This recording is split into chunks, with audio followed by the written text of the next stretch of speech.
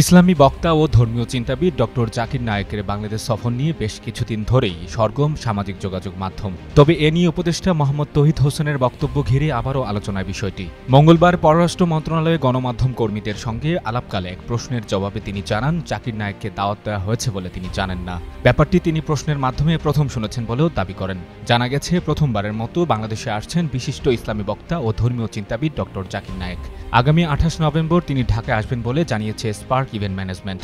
প্রাথমিকভাবে ঢাকার আগারগাঁওয়ে অনুষ্ঠানটি করার চিন্তাভাবনা চলছে।